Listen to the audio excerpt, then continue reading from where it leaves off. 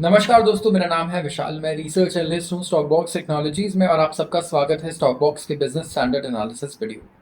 यहाँ पर हम डिस्कस करते हैं बिजनेस न्यूज़पेपर्स के कुछ बहुत ही बढ़िया आर्टिकल्स। तो अगर आपको इंटरेस्ट है फाइनेंशियल न्यूज़ में, बिजनेस न्यूज़ में, इकोनॉमिक्स की न्यूज़ में, तो इस चैनल को आप अभी सब्सक्राइब कर लीजिए। यहाँ पे हम सारे आर्टिकल्स के कॉज और इफेक्ट एनालाइज करेंगे और वही आर्टिकल्स पिक करेंगे जो रियली इंपॉर्टेंट है, जिससे कुछ फर्क पड़ेगा आपकी लाइफ पर। शुरुआत करूंगा मैं सबसे पहले आर्टिकल से। ये है बॉन्ड्स के बारे में। Bank of Baroda raises 5,000 crores via 10-year infra bonds at 7.3%। यहाँ पे मैं बात कर रहा हूँ बॉन्ड्स के बारे में, और बॉन्ड्स अलग अलग टाइप के अभी तक हमने पढ़े हैं। सबसे पहले हमने देखा है केमिकल बॉन्ड्स, जो हमने 8-9 स्टैंडर्ड में पढ़ा होगा, 10 स्टैंडर्ड में पढ़ा होगा। तो ये केमिकल बॉन्ड्स की तरह नहीं होता, ना ये इमोशनल बॉन्ड्स की तरह होता है जो हम नहीं पढ़ते। यहाँ पे हम बात कर रहे हैं फाइनेंशियल इंस्ट्रूमेंट की। फाइनेंशियल इंस्ट्रूमेंट जिसे हम बॉन्ड्स कहते हैं। State own bank of Baroda. Bank of Baroda state own company है, मतलब ये एक बैंक है जो पब्लिक सेक्टर बैंक है, जो गवर्नमेंट ओन्ड है।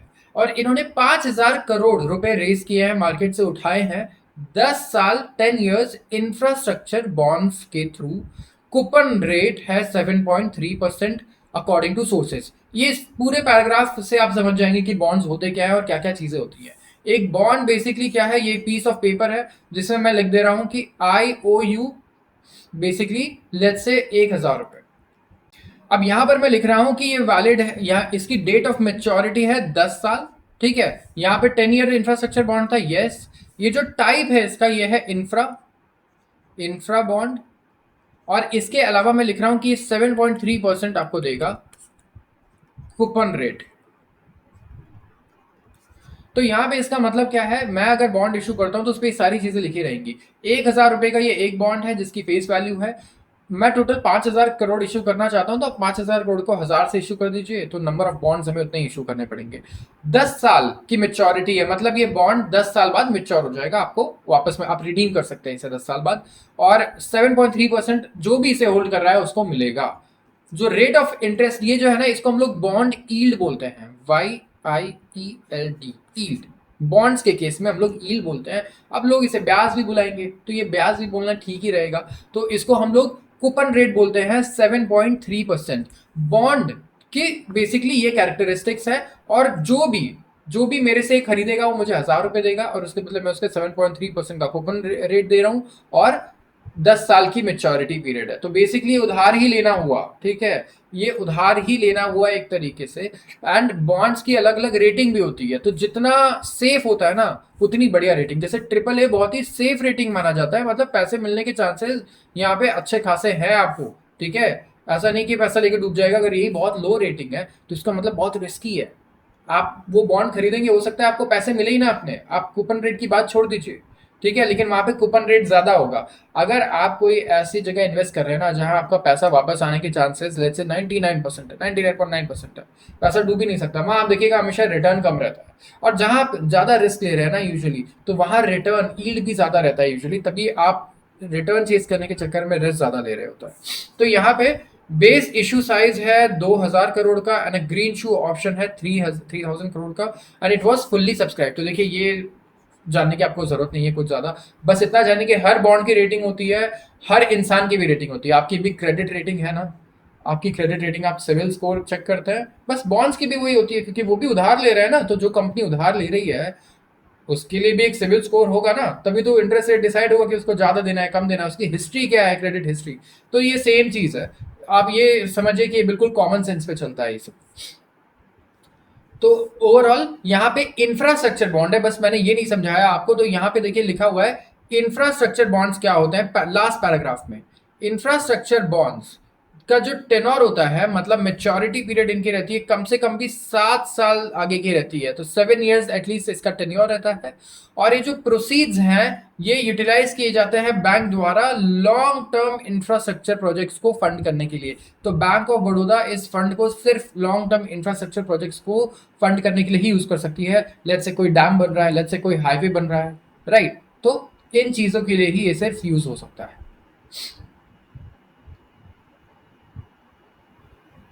अब मैं डिस्कस करूंगा कुछ in brief articles. IBM to shut down China research and development move to hit 1,000 staffers. 1000 लोगों को, वैसे तो कुछ बहुत ज़्यादा नहीं है, लेकिन चाइना में इस टाइम पे आप देखिए ऑलरेडी डिफ्लेशन चल रहा है, इकोनॉमिक आउटपुट काफ़ी कम है, इकोनॉमिक ग्रोथ पिक नहीं हो पा रही है, गवर्नमेंट बहुत सारे स्टेप्स ले चुकी है लेकिन उसका कोई असर ही नहीं दिख रहा है। तो इंटरनेशनल बिजनेस मशीन्स आईबीएम सब लोग जानते होंगे इंडिया में, एंड ये शट कर रही है अपना की रिसर्च डिविजन चाइना में। अब ये 1000 से ज़्यादा लोगों को वहाँ पर निकालेगी, एंड ओवरऑल ये यहाँ से शिफ्ट करेगी अपने रिसर्च डेवलपमेंट बेस को कहीं और। ऐसी बहुत सारी कंपनीज हैं जिन्होंने अपने रिसर्च एंड डेवलपमेंट बेस को एक्चुअली शिफ्ट किया है, और वो लेकर कहाँ पर आए हैं इसे? इंडिया। यस। ऐसे कंपनीज का आप नाम बताइए जिन्होंने अपना जो रिसर्च एंड डेवलपमेंट है, जो इनकी क्रीम स्टाफ थे, इनको यूएस में फायर करके इंडिया में शिफ्ट कर दिया है। Let me know in the comments. Nvidia revenue में डबल बीट एस्टिमेट्स। एनविडिया जिसके लिए बहुत सारे लोग वेट कर रहे हैं कि भाई इसका शेयर ना अब क्रैश हो जाए, बहुत बढ़ गया है, इतना बढ़ना है ही नहीं सही, इतना ये कैसे कमा लेगी, सस्टेन कर लेगी, लेकिन ये हर एक रिपोर्ट, हर एक एस्टिमेट को बीट कर रहा है। इस वक्त एक्सपेक्टेड है कि इतनी बड़ी कंपनी का रेवेन्यू यहाँ से डबल हो सकता है। तो इन्वेस्टर्स जो हैं, but investors used to its blockbuster results will be expecting even more from artificial intelligence chip giant. A beat or miss on Wall Street expectations could either stoke or shatter an AI rally on Thursday. Thursday को पता चल जाएगा कि Nvidia के results कैसे आते हैं, and अगर बहुत बढ़िया रहा तो बहुत बढ़िया रैली देखने को मिल सकती है, एंड अगर खराब रहा तो पूरे एआई इंडस्ट्री को आप कह सकते हैं कि इनमें जो ओवरऑल अभी सस्टेनेंस चल रहा था, जो सस्टेन कर रहे थे हाई लेवल्स पे, ये पूरा खत्म हो सकता है। तो ये आपको ज़रूर ध्यान रखना होगा थर्सडे को, कि आप चाहे इंडिया में हैं, यूएस में, जापान में, कहीं भी आप ज़रूर एनवीडिया के रिजल्ट्स को चेक करें, क्योंकि ये एक इंडिकेटर है, ये एक फॉरवर्ड लुकिंग इंडिकेटर है, मैं कहूँगा दूसरी एआई कंपनीज के लिए। क्योंकि अगर एआई चिप्स की डिमांड बढ़ रही है ओवरऑल बहुत ही बढ़िया रेट से, इसका मतलब एआई में काफ़ी ज़्यादा अभी कंजप्शन है, काफ़ी अच्छा ग्रोथ हो रहा है।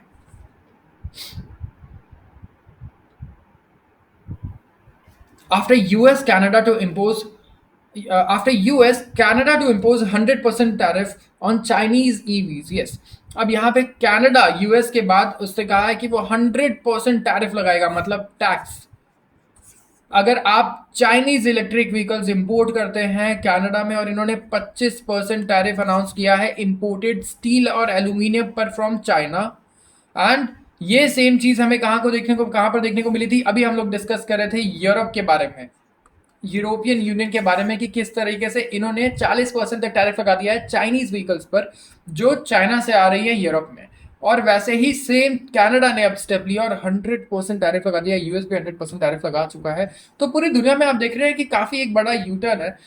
पूरी दुनिया अब जितनी भी मेजर कंट्रीज हैं वो एक दूसरे पे टैक्सेस के थ्रू एक्ट कर रही है, टैक्सेस लगा रही है अपने जो आप कह सकते हैं ट्रेडिंग पार्टनर्स पर, जो उनके पॉलिटिकल राइवल्स है स्पेशली। तो ईयू जैसे आप देखिए पॉलिटिकल सपोर्ट नहीं लेता चाइना से, चाइना हर जगह रशिया को सपोर्ट कर रहा है पॉलिटिकली, वैसे ही यूएस चाइना तो राइवल है ही, और यूएस में काफ़ी लोग कहते हैं कि जो कनाडा है इसकी foreign policy actually US dictate करता है, इनकी कोई वैसे बहुत ज़्यादा स्ट्रॉन्ग पॉलिसी है नहीं। I don't know how much of this is true, but still this was expected कि अगर यूएस इम्पोज कर रहा है इस पे इस तरीके के टैरिफ्स, तो कनाडा को भी ज़रूर करना होगा अपने डोमेस्टिक इंडस्ट्रीज को प्रोटेक्ट करने के लिए। Vietnam oust deputy PM in anti graft campaign. तो अभी हर जगह काफ़ी सारी कंट्रीज में हमें पॉलिटिकल टर्मियल देखने को मिल रहा है, जैसा अभी हमने बांग्लादेश में देखा, म्यांमार हमारी नेबरिंग कंट्रीज है वहाँ पे है, पाकिस्तान में कुछ दिन पहले चल रहा था। तो इसी तरीके से वियतनाम में अब हमें देखने को मिल रहा है एक political turmoil, but we are not going to be very affected by this. आते हैं एक एडिटोरियल आर्टिकल पर, और ये है नए पेंशन स्कीम के बारे में जो अब काफ़ी ज़्यादा चर्चा में है इस वक्त। लास्ट वीक यूनियन कैबिनेट ने अप्रूव किया है new pension scheme for government employees called unified person scheme UPS, जो 1 अप्रैल 2025 से इफेक्ट में आएगी। अब अचानक से यूजुअली आप देखेंगे गवर्नमेंट ऐसी चीज़ें क्यों लाना चाह रही है? गवर्नमेंट हमेशा फ्रीबीज के अगेंस्ट रहती है, यूजुअली कहती है कि फ्रीबीज सही नहीं है, सब्सिडीज बहुत ज़्यादा अच्छे नहीं है लोगों को सब्सिडीज देना। तो ऐसा क्या रीज़न है कि अब पेंशन स्कीम की गवर्नमेंट बात कर रही है? एंड यहाँ पे ओवरऑल आप देखें कि हमारा फिजिकल डिफिशिट भी एक बहुत बड़ा प्रॉब्लम है हमारे लिए, ठीक है। हम जैसे जैसे अपना खर्चा गवर्नमेंट बढ़ाती है वैसे वैसे इंडिया की ग्रोथ काफी बढ़ती है। लेकिन गवर्नमेंट अगर अपना खर्चा कम कर लेती है, इन्वेस्टमेंट कम कर लेती है, तो इंडिया की ग्रोथ भी कम होने लगती है। तो इंडिया में ग्रोथ प्राइवेट इन्वेस्टमेंट से ड्राइव नहीं हो रही है, प्राइवेट इन्वेस्टमेंट इंडिया में नहीं है, सरकार ही ग्रोथ कर रही है। अब प्रॉब्लम क्या है मैं बताता हूँ एक, क्योंकि सरकार अगर इन्वेस्टमेंट कर रही है तो सरकार पैसे कहाँ से ला रही है? पैसे या तो लोन्स लेगी, राइट? सरकार को भी लोन लेना पड़ेगा या टैक्सेस बढ़ाने पड़ेंगे, अपने रेवेन्यू को इंक्रीज करना पड़ेगा इन्वेस्टमेंट करने के लिए।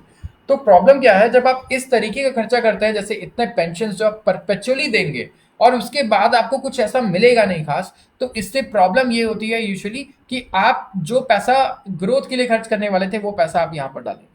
अब काफ़ी सारे लोग आर्ग्यू करेंगे, जो बिल्कुल सच भी है, कि यस इससे कंजम्पशन काफ़ी इंक्रीज होगा, जो कि मुझे भी लगता है। हमारा डोमेस्टिक कंजम्पशन, अगर लोगों के पास पैसा आएगा बुढ़ापे में तो वो कंज्यूम करेंगे, वो ना कि खाली सेव करेंगे, और ओवरऑल हमारा कंजम्पशन भी अच्छा खासा इंक्रीज होगा। यहाँ पे ये देखने वाली बात रहेगी कि ऐसा क्या हुआ कि करंट गवर्नमेंट को अचानक से पेंशन स्कीम लाने पड़ रहे हैं, इतनी सारी सब्सिडीज लानी पड़ रही है। तो हमें लगता है कहीं ना कहीं जो मेजॉरिटी वाली बात है, क्योंकि गवर्नमेंट हमेशा, कोई भी गवर्नमेंट ये सोच के काम करती है कि मैं क्या करूंगी अभी ऐसा कि नेक्स्ट टाइम हम री इलेक्ट हो। एंड यहाँ पर क्योंकि इस बार जो हमें लगता है इस तरीके का रिजल्ट आया है, government wants to make sure कि अगली बार उनकी पॉपुलैरिटी नहीं कम होनी चाहिए, और इसके लिए ये अब बैलेंस करना चाहते हैं डेवलपमेंट में और इन सारी चीज़ों में, जिसे हम कहते हैं पेंशंस, फ्रीबीज।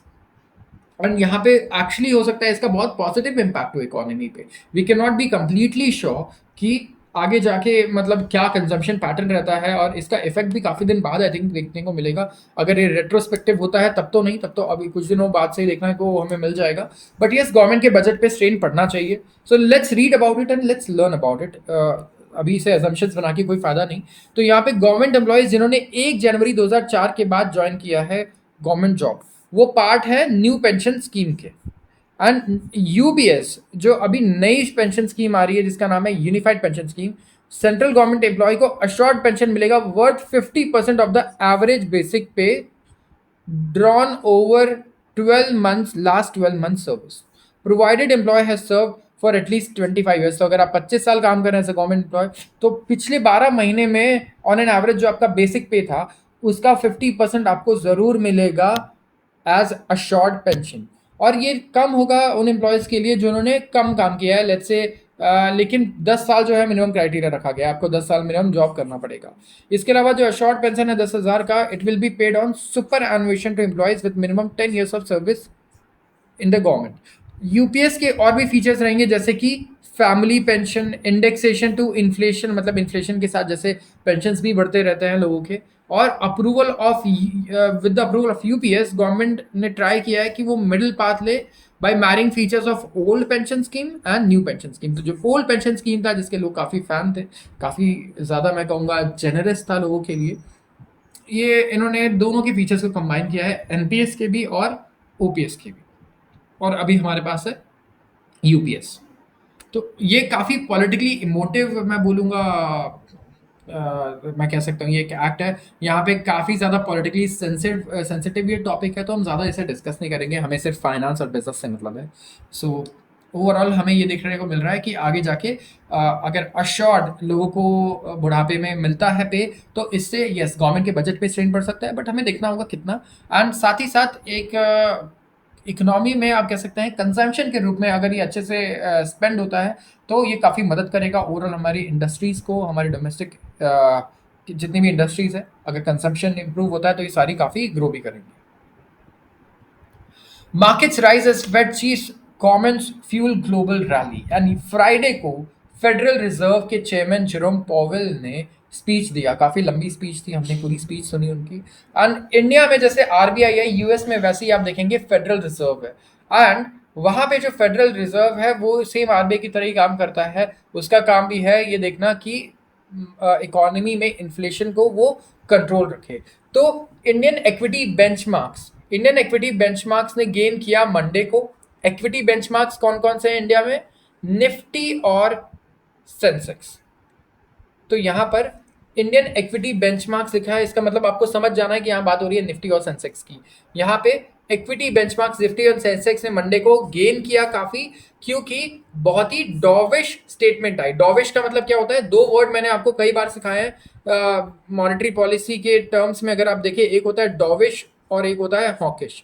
हॉक आप देख सकते हैं एक ऐसा जानवर होता है जो शिकार करता है, एग्रेसिव होता है। डव बहुत ही क्यूट होता है। तो डॉविश स्टेटमेंट यही होता है जो बहुत ही सॉफ्ट स्टेटमेंट है आगे के लिए, कि ब्याज दर घटेंगे हमारे लिए, महंगाई भी काबू हो गई है, उसके अलावा हमारे खर्चे भी कम होंगे, लोन ईएमआई कम हो जाएगी हमारी, स्टॉक मार्केट में भी अच्छी रैली देखने को मिल सकती है, कंपनीज के रिजल्ट्स पहले से बेटर होंगे हाई डेट वाली कंपनीज के। तो ये डॉविश है। हॉकिश का मतलब अग्रेसिव। आरबीआई कह रही है कि नहीं, हम तो इंटरेस्ट रेट और बढ़ा देंगे, आपके लोन के ब्याज दर और महंगे कर देंगे, तो ऑफकोर्स हमें पेन फील होगा। तो सेंसेक्स यहाँ पे 600 पॉइंट ऊपर था, करीब फिफ्थ स्ट्रेट डे था गेन का। निफ्टी भी एंड हुआ 25,011 पर, करीब 188 पॉइंट्स का यहाँ पे गेन देखने को मिला। और this was 8 straight day of gain. लगातार 8 दिन से हमारा इंडियन मार्केट बढ़ रहा है, जो कि कोई नई बात नहीं है, it's very usual.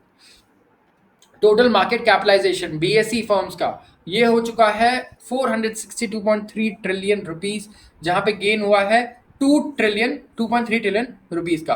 Foreign portfolio investors ने इन्वेस्ट किया करीब 483 करोड़ बाय डोमेस्टिक इंस्टीट्यूशन ने भी पंप किया है 1817 करोड़।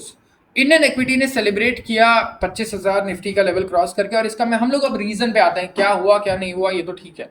रीजन क्या है? देखिए, इंडियन मार्केट्स इतने खुश इसीलिए हुए क्योंकि इंडिया में आईटी सेक्टर आप देखेंगे पिछले 3 साल से परफॉर्म नहीं कर रहा अच्छा। इस साल किया है परफॉर्म, बट एक्सपेक्टेशंस पे। अब वो एक्सपेक्टेशंस रियलिटी में बदल रही है। क्या हो रहा है ऐसा? यूएस में फेडरल रिजर्व ने, प्रॉब्लम क्या हुई, यूएस में 9% तक इन्फ्लेशन चला गया था। यूएस के लिए बहुत एबनॉर्मल है 9% का इन्फ्लेशन। उसको कम करने के लिए उन्होंने ब्याज दर को 5.5% तक पहुंचा दिया, क्योंकि मॉनेटरी पॉलिसी हम लोग फॉलो करते हैं जिसमें हम लोग महंगाई को घटाने के लिए ब्याज दर को बढ़ाते हैं। ब्याज दर बढ़ा देंगे तो लोग अपने, ऑफ कोर्स इस तरीके से लाविशली नहीं खर्च करेंगे कि लोन पे कार ले ली, लोन पे घर ले लिया, लोन पे फोन ले लिया, लोन पे कंप्यूटर ले लिया। ये कम हो जाएगा लोन पे लेना, ठीक है? तो आप क्रेडिट को महंगा कर रहे हो, पैसे की सप्लाई को कम कर रहे हो, पैसे की सप्लाई कम हो जाएगी, लोग तो क्या करेंगे वहां पे? ऑफ कोर्स पैसा कम खर्च करेंगे। पैसे की सप्लाई अगर बढ़ा दी जाएगी तो ज्यादा स्पेंडिंग होगी। तो अब वही हो रहा है, पहले पैसे की सप्लाई कम हो गई थी, लेकिन महंगाई दर 2% के टारगेट के पास आ चुका है, नॉर्मलाइज हो चुका है यूएस में। तो अब क्या हो रहा है? पैसे की सप्लाई को बढ़ा रहे हैं मार्केट में। सप्लाई कैसे बढ़ेगी पैसे को? पैसे को सस्ता कर दो। पैसा पहले 5.5% के ब्याज दर पे मिल रहा था। अब ये ब्याज दर घटता रहेगा, घटता रहेगा, घटता रहेगा। तो यहाँ पे क्या होगा? पैसा सस्ता हो गया, इससे लोग और ज्यादा पैसा उधार पे लेंगे, ज्यादा स्पेंड करेंगे, कंपनीज को फायदा होगा, इंडस्ट्रीज को फायदा होगा। एंड यूएस में इंडस्ट्रीज को जब फायदा होता है, जब वो एक्सपेंशन करते हैं, तो इंडियन आईटी कंपनीज उससे डायरेक्टली बहुत पैसा कमाती हैं, क्योंकि उनके जो क्लाइंट्स हैं हमारे इंडियन आईटी कंपनीज के, वो क्लाइंट्स कौन है? यूएस की कंपनीज। तो अब वहां पर जब उन्हें समझ में आया कि वो नए सॉफ्टवेयर, नई टेक्नोलॉजी, ऑटोमेशन, हर चीज पे वापस से काम करना शुरू कर देंगे, नई कंपनीज भी स्टार्ट होना शुरू हो जाएंगी, तो इंडियन आईटी कंपनीज के पास प्रोजेक्ट्स की कमी नहीं रहने वाली है। एंड इसी फ्यूचर आउटलुक एक्सपेक्टेशन पे हमारे इंडियन आईटी कंपनीज में स्पेसिफिकली काफी रैली देखने को मिल रही है। और एक्सपेक्टेशन ये भी है कि अगले साल इंडिया भी इस बात पे होगा, महंगाई दर काबू कर चुका होगा, अपने 4% की गोल को अचीव कर चुका होगा स्टेबली, एंड यहाँ पे इंटरेस्ट रेट कट्स देखने को हमें मिलेंगे।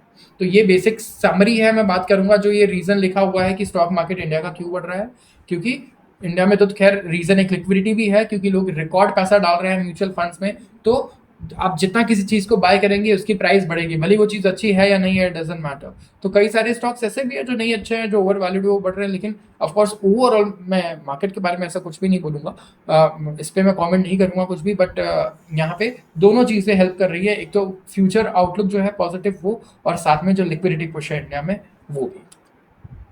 तो यहाँ पे 3 stocks created many millionaires in 20 years. Investing in stock market needs skill. Yes, we will definitely say that investment करने के लिए स्टॉक मार्केट में आपको स्किल चाहिए, फोरसाइट चाहिए, एंड पेशेंस तो बहुत ही ज़्यादा चाहिए, सबसे इंपॉर्टेंट है। तो टाइमिंग जो है मार्केट को करना बड़ा मुश्किल है, कि मार्केट आज ही क्रैश होगा, कल ही वहाँ से रिकवर कर जाएगा, ये करना बड़ा मुश्किल है। लेकिन फोरसाइट बहुत अच्छा चाहिए अगर किसी कंपनी को आप इवेल्युएट करना चाहते हो, उसके बिजनेस मॉडल को आप स्टडी करोगे, पोटेंशियल को स्टडी करोगे। अगर आप 10,000 रुपए डालते जेएसडब्ल्यू स्टील में, टाइटन में और बजाज फाइनेंस में 20 साल पहले, जब ये सिर्फ पेनी स्टॉक्स थे, 10 रुपए से भी कम पे ट्रेड करते थे 2004 में, तो आप अभी मिलियनेयर बन गए होते। इस आर्टिकल का ये कहना है, तो मैं कहूँगा ऐसे बहुत सारे स्टॉक्स है, अगर ऐसे हाइंडसाइट में हम लोग सोचने लग जाएंगे तो हम बिलियनर भी बन चुके होते हैं अभी तक।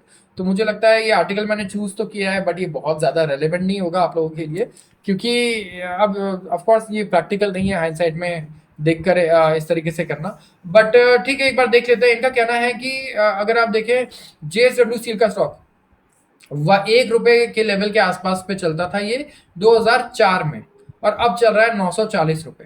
करीब 923 गुना गेन है ये लास्ट 20 ईयर्स में, जो कि गलत कैलकुलेशन है, क्योंकि ये 1 रुपए का था, अभी 940 रुपए का हो चुका है। क्या ये बीच में एक बार से भी स्प्लिट नहीं हुआ? सबसे पहले तो मेरा सवाल ये है, एक बार ये भी देखना होगा, हो सकता है ना वो। लेकिन क्या इन्होंने कभी आपको डिविडेंड भी नहीं दिया? ये तो पॉसिबल नहीं है। अगर आप खाली डिविडेंड देखें तो ये काफी और ज्यादा ये बड़ा नंबर होगा। एक्चुअली ये अंडर रिपोर्टेड नंबर है, मैं ये कहूंगा। अगर किसी ने इन्वेस्ट किया होगा 10,000 रुपए इस स्टॉक में अगस्त 2004 में, तो अभी वो हो चुका होगा 92 lakh rupees. Similarly Bajaj finance और टाइटन को अगर आप देखें तो ये स्टॉक्स 868 एंड 520 गुना हो चुके हैं लास्ट 20 साल में। एस इक्विटी का डेटा दिखा रहा है कि जो 10,000 का अमाउंट था इन काउंटर्स पे जो इन्वेस्ट किया गया था, वो 86.8 लाख एंड 52 लाख हो चुका है। एंड अगर 2004 के प्राइसेस को अगर आप देखें एंड एडजस्ट करें बोनस इशू, स्टॉक स्प्लिट और ये सब के अगर आप चीजें करते हैं, तो ओवरऑल बहुत ही बढ़िया यहाँ पे गेन देखने को मिल रही है हमें। तो यहाँ पे इस तरीके से अगर मैं बात करूँ तो काफ़ी सारी चीज़ें हो जाएंगी हाइंडसाइट में जो बहुत ही बढ़िया है। बट ये डिस्कस करके हमें लगता है फ़ायदा नहीं है, क्योंकि फ्यूचर के बारे में सोचना ज़्यादा ज़रूरी है। फ्यूचर हमारे हाथ में है, पास्ट हमारे हाथ में नहीं है। तो आज के लिए बस इतना ही। मैं कहूँगा कल फिर दोबारा मिलेंगे और दोबारा से आर्टिकल्स को डिस्कस करेंगे, नए आर्टिकल्स को। वीडियो पसंद आई हो तो ज़रूर इसे लाइक करना और चैनल को सब्सक्राइब करना बिल्कुल भी ना भूलें। आप सबका बहुत बहुत धन्यवाद।